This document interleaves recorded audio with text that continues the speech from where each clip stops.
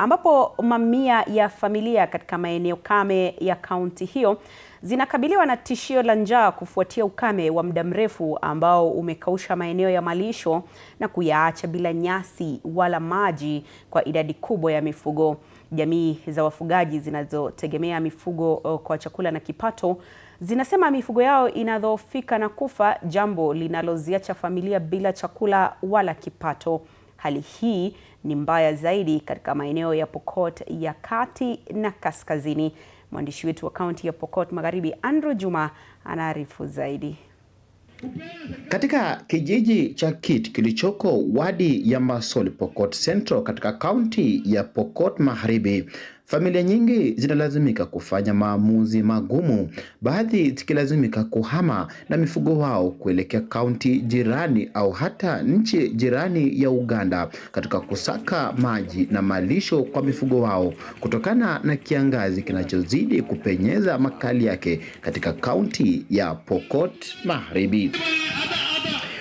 Wanawake na watoto ndio wanaoathirika zaidi na janga hili, wakitembea mwendo mrefu kila siku kutafuta maji na kupanga foleni katika juhudi za kupata msaada wa chakula. Kiangazi na maliza kila kitu. Hata saa hii mbuzi, ukiangalia mbuzi kwanza yake kondoo iko na saa hii iko naenda na kofa, lakini mbuzi iko kidogo katika area ya Pokot. Saa hii mambo ya kiangazi imekuja kabisa. Amekuja na watoto yake. Huyu kiangazi, huyu jamaa anaitwa kiangazi ama ukame, amekuja na malori ya ukame.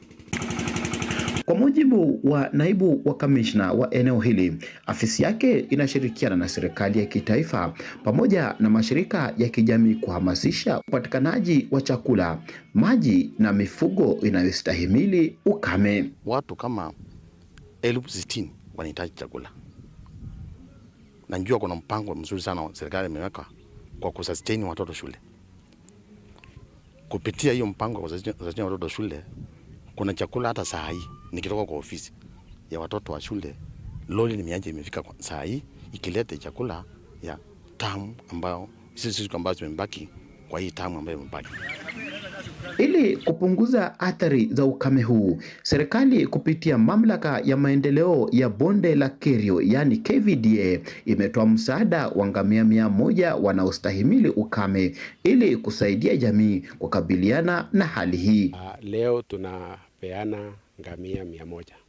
Hiyo ngamia 100 tuko na ngamia kike 90 na ngamia dume 10.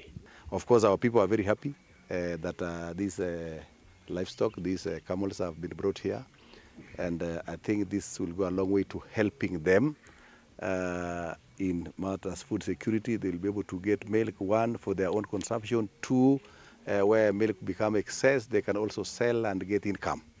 So this is an alternative livelihood around here, and you know camels are very drought resilient. They can adapt to this environment and they can do much better than the cows that we've been having around here. Ugavi wa ngamia hawa haulengi tu kutatua changamoto ya kiangazi ambayo inaendelea kuathiri wenyeji hawa, bali pia utakuwa suluhu la wenyeji hawa katika kuhakikisha kwamba pia nao wanapokea kipato wakati huu mgumu wa kiangazi kinachoendelea kuathiri eneo hili. Andrew Juma, TV47 katika eneo la Masol, kaunti ya Pokot Magharibi.